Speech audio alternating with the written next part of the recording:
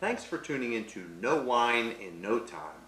Today we're exploring a grape from Burgundy called Aligote. So when we look at Burgundy, normally we see just two grapes that dominate the plantings in that particular area. And if you look at a wine label from a Burgundian wine, we generally see Bourgogne Rouge or Bourgogne Blanc. And if it's Bourgogne Rouge, it's almost always Pinot Noir. And if it's Bourgogne Blanc, it's almost always Chardonnay. However, there are limited plantings of a grape called Aligote, which is native to that particular area, in or around the town of Bourgogne. Now, this particular area of Burgundy, it extends from the town of Dijon down to Lyon, and it's about 140 miles in length, but it's not very wide total. It follows the Saône River down to where it meets into the Rhone River. So when we look at this particular area, we see a varying degree of soil types. This is actually an area that was an ancient seabed. So as we go from north to south, the soils actually get older.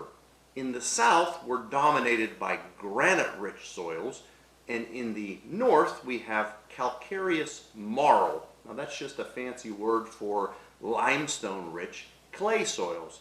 In the north, the youngest soils. In the south, the oldest soils.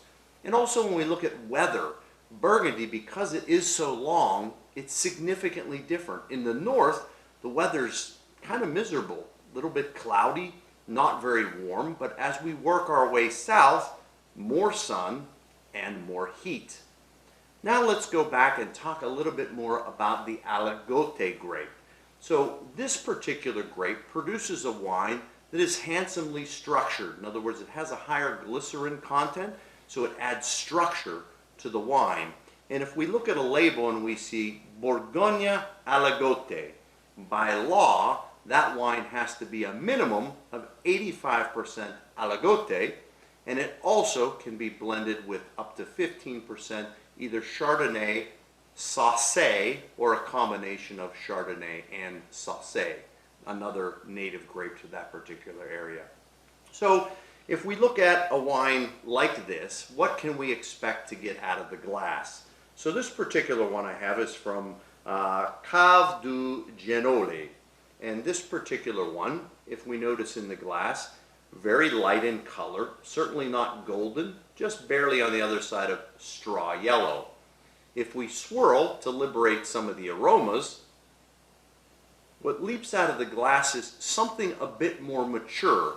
We have everything from a little bit of burnt cream, like what comes off of creme brulee, to a little bit of vanilla, and then we have a little bit of apple and pear in the background. It almost is reminiscent of what would come off of a Chardonnay. Let's go ahead and taste and see what we can expect.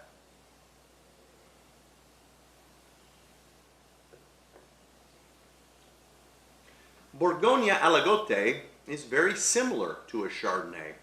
It presents itself with a little bit of green apple that kind of fades into lemon and even gets a little bit of soft pear on the very back side of the palate. And much like Chardonnay, it has a higher glycerin content, which in turn adds structure to this particular wine. So when we think about having a Bourgogne Aligote, we would want to pair that with oily fishes, so say things like salmon and maybe swordfish, or lighter meats, say roasted chicken would be quite nice. You probably could even go into a very light pork type dish with this particular wine. So I'm going to enjoy a little bit more of Bourgogne Aligote. Please tune in next time, because soon you'll know wine in no time.